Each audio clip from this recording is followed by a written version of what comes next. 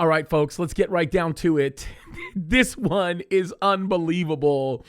And I got to tell you, we are getting closer and closer and closer to that time where the church is going to get raptured and we will see Revelation chapter 13 come into fruition. Case in point, we know from Revelation 13 there will be a false prophet. The false prophet will lead a secular world into the worship of this final Antichrist. He will take sort of religious ideals and thoughts and terminology, and he will bring people into that place. He will cause them to take on the mark of the beast. They won't be able to buy or sell unless they have the mark. And we are going to continue to be in this position where if you are living during the time of Jacob's trouble, when the Antichrist sets himself up in the temple and demands to be worshiped, life will be literal hell for you. But here's the thing. You've got to prepare the world for what's coming. It's not like the church will be raptured and all of a sudden the light switch gets turned on and the great deception comes into play and then everything's going to be completely different from the way it's been in the past. Folks, this is a slow boil. This is a lobster that's floating around in the water and going, oh, wow, the water feels a little warm. And then with time, as the water begins to boil, the lobster croaks. It squeals and croaks. That is what is happening right now. That is what is taking place. And yes, we know that Christians filled with the Spirit of God act as the restraining force that keep the final Antichrist from coming into fruition, which is why we discern the types of things that we are watching right now. Mark Zuckerberg. There was an article in the Federalist that says Mark Zuckerberg is planting the first church of the metaverse.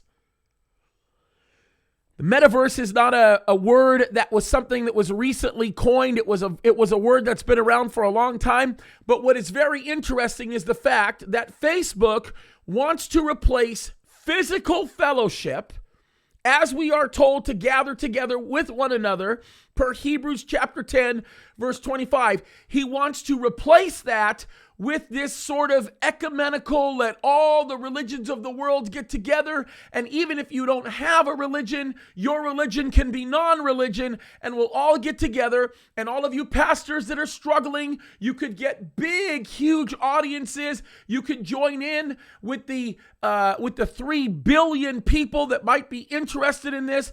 You can get all kind of things that are going to get plugged in. This is going to be the greatest thing in the world. Let me read to you a phrase that came from this article in the Federalist, and I could not agree more. It says, virtual idols are the future of false religion. With 3 billion users and 0 sense of sacred boundaries, Facebook is poised to lead this revolution. And ladies and gentlemen, we are well on their way to watching this revolution come into fruition.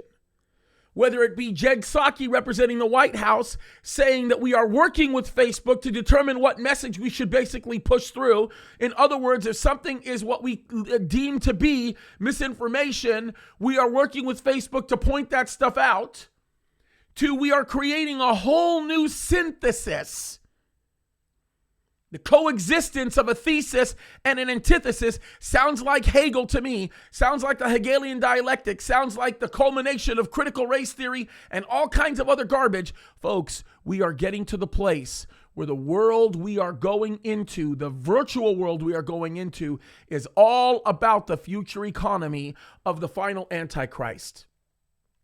You consider this a warning that if you don't know Jesus, you need to know Jesus, because the world we're heading to is going to be an ugly one. And ladies and gentlemen, it is changing quickly. Watching the things that Facebook is doing, watching the things that many of these people are colluding to do in order to win over the hearts and the desires and the minds of people. We are the body of Christ. We are the church of Jesus Christ. We are not the first church of the metaverse.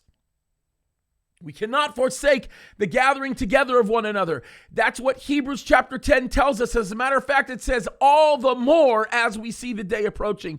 And ladies and gentlemen, we are seeing the day approaching. We cannot participate in this ecumenical, false prophet-like type of nonsense. God has called us to a place of understanding the need to fellowship with one another in person. Now, some of you might say, well, James, you do these videos all the time online. Yes, they are designed to enrich you. They are designed to educate you and bless you, but they are not designed to take the place of fellowship. We need to wake up, folks. Jesus is coming soon, and we know that because we're watching the world prep everything for the coming final Antichrist. It's time to wake up, and it's time to figure out, God, what do you want me to do? And then it's time to love God like we've never loved him before. Why? Because Jesus is coming soon. Keep your eyes on him, guys. We're running out of time. God bless you.